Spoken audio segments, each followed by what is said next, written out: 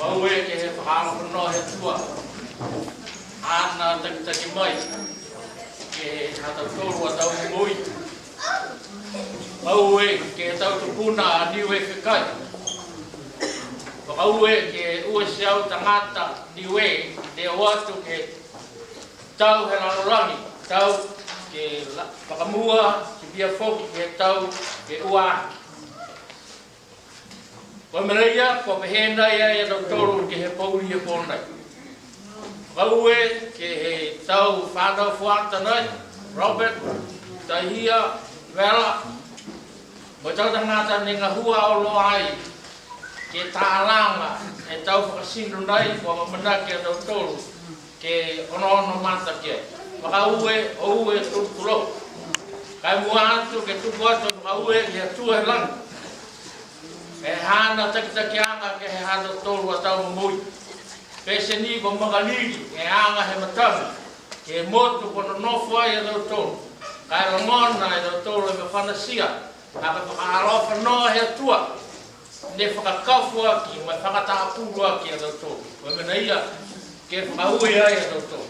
Whakaue ke tau tangata he motu nei, ne whakaingoa ke tau tangata whenua. Tau tangata mauni, ne no nofu he motu nei. Whakaue ko whakatae motu, ke no nofu ai a tau tōru. Koe tau tangata motu kehe, tau tangata mai, e ato Pasifika, si tihia mai laulahi. O ue tulou, ke tau tangata te motu nei. Whakaue he patuiki he tau mauni, King to Heitia, ke he hana leweki, ke he hana tau tangata. Koe mineia ke nawa, moe whakaue a tau tōru. Ke tau whakahalofa o sia. Whakaue ke tau hāpata mo katua Niue ko whilemeia ke pōni he pō. Moe hamtoro tau mangao kua whuaki. Ke o mai ke langa whakamaru nei. Moe mamata ai a tau tōru. Moe he whangi o roa ai a tau tōru. E tau tāleni ne whuaki he atua ke hā tau tōru a tau whanau nei. Ke tau sia e tau tōru ke tau tala nei. Hanga hao ke tau toa. Ha Niue whekai. E toka e tau mga whawa. Kai whaki e tau mui. Ke watu ke tau. Ke tau whi mawhora. Ke mawhora ai e tau tōru. Mawhora ia nei. Kua pehe nei e tau tōru. Kua mina ia kua lata ke nawa. Moe whakau e tau tōru. Tua nā ko whakatātā mai. E tau koroa nā. Ni kēri aki. E tau ruo. Ke whakamumuri ia i tau tōru. Ke aua ni ke pākia ke tau purufanga. Pai whakaalofa hanga ia, ke tau matua hana tōru, tau toa a Niue, whakaue aue tūturo. It is a privilege to stand in front of you people and be asked to open this night, a history for Niue. Thank you, Joanna and Olivia, and all the staff of Fresh Gallery. Thank you, Vela, Taihia, and Robert. Thank you for your talent. When I received an invitation to come and open, I thought it's just a small group of people. But tonight, I'm so proud to see a lot of people, not just Niuean, but other people from other Pacific. So thank you for your talent.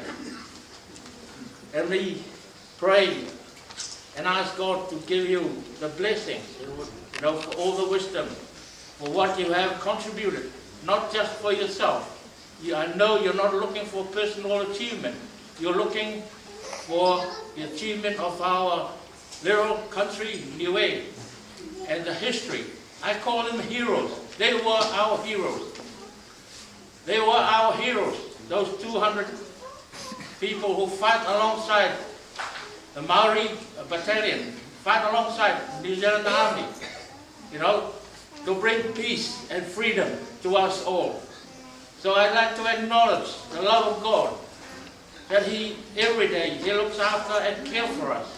At the same time, we should remember our heroes. We should remember our warriors. At the same time, I'd like to acknowledge the people of this land, the tangata whenua, for allowing us to live and reside in this country. If not for them, we would not be here. So thank you. And also, King Tuheitia, the king of the Maori people, thank you for everything. I just want to acknowledge those things. So many times we forget to acknowledge the people of this land who allowed us to live here. So tonight, I especially acknowledge them. I'd like to acknowledge the presence of my parents, my tupuna from Mutalau, Urulauta, Matahewhenua, for being here tonight. So before I pray and open the night for us, I would like to ask them to sing us a Niuean hymn.